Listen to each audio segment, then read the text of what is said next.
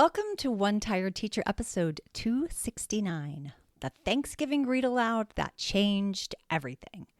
Hey, I know it's November and you're like, oh my goodness, but have you ever read a book aloud and then something just shifted in the room? Maybe the energy quieted, the conversations deepened, and you realized this is what teaching is all about. That happened to me the first time I ever read Molly's Pilgrim out loud in November. It's not flashy, there's no talking turkeys or goofy sidekicks, but it changed the way I thought about Thanksgiving, identity, and what it means to belong. And it changed my kids too. And today I want to share that story and how this little book can bring real heart and humanity into a season that's often loud, messy, and rushed. Hope you stick around.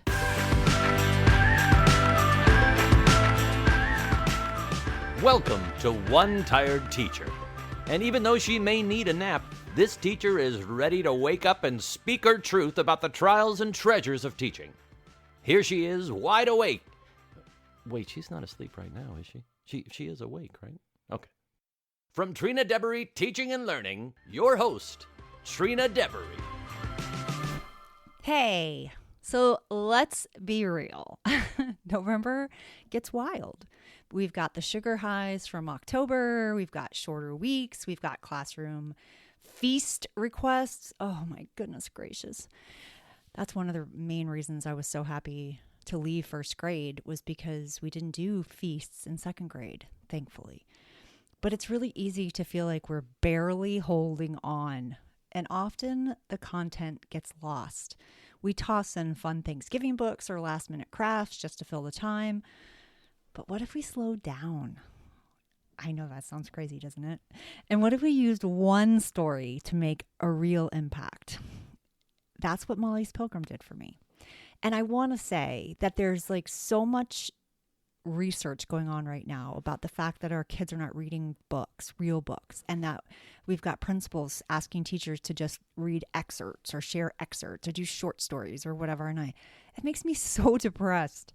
I'm like, we are not building strong readers. We're not building kids who love reading. We are not teaching them how to have the joy of starting and ending a book.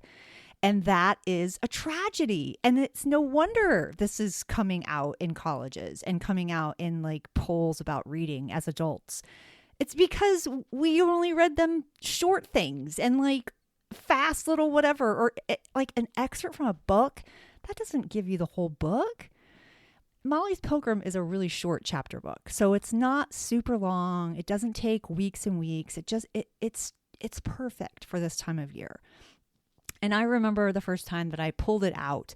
Actually, I had to borrow it. I had to borrow it from my teacher friend who had like a whole class set in fourth grade. And I'm like, I'm going to read this in second grade and I really want to borrow. And so I did. But when I first got it, it was like on a quiet Tuesday. And it was one of those weird November days when everyone is a little antsy. And I didn't expect a lot. It looked like an older book. The cover felt dated because the covers were dated and they were really old from her old collection of books. I did end up getting a newer copy that looked so much more current from Scholastic. And that was like, that was different. But by the middle of the story, my class was totally silent. Like they weren't making any noises. They were like waiting.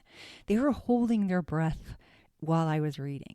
And when Molly's mom makes her little clothespin doll, that tiny moment of cultural pride, I had a student whispered, "That's like my grandma." And I was like, wait, she is a pilgrim. It sparked something. It's not just about history. It's about seeing each other. And we ended up having one of the most powerful conversations of the whole year. Now, there's a lot of back and forth between what we should teach, what we can't teach. Are we giving them biased information? Blah, blah, blah, blah. So much of that. I personally feel like we have to learn from our past, and we get to learn from our past, and we get to understand how people came from different places. And I think that can be a beautiful thing. It makes us all different. And we don't have to go into like the politics of it, but we can go into like the things that make us who we are, and we can celebrate that in our classroom. So why does this still matter? Why am I telling you this? Because I know that November can feel chaotic, and I know that you are tired. And I think I spoke about, I know I did, about feeling like this was the time of year that I got sick. Like every year was like, oh my goodness, here we go. It's either before Thanksgiving or it's before Christmas, and it's always during those holidays. And it's because everything caught up to me at this time. And I think it feels like that for other teachers as well. And I think it even feels like that sometimes for kids. So it's sometimes that we forget small moments can really have the most meaning. Molly's Pilgrim isn't flashy, but it's the kind of book that sticks.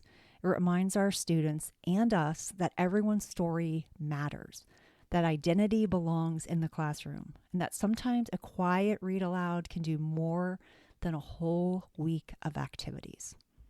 Now, if you're looking to take it one step further and you're like, oh, I need like some questions that go with it. I might want to do an activity before we read and during our reading time and after. I do have a simple companion packet for Molly's Pilgrim, and it makes it so easy to turn the story into a meaningful project. Think about reflection prompts and identity connections. And yes, even a little fun little drawing craft. And I'm going to link to it in the show notes. But as always, the story stands on its own. You don't need this resource. It's just there if you need it, but you don't. If you want to just do the book without it, that's totally fine too. So let's talk about what stories can do. Don't underestimate the power of a good book, especially when everything else feels noisy. Molly's Pilgrim changed how I saw Thanksgiving and how I saw my students, and I hope it might do the same for you. Thanks for being here. You've got this. Until next time, sweet dreams and sleep tight.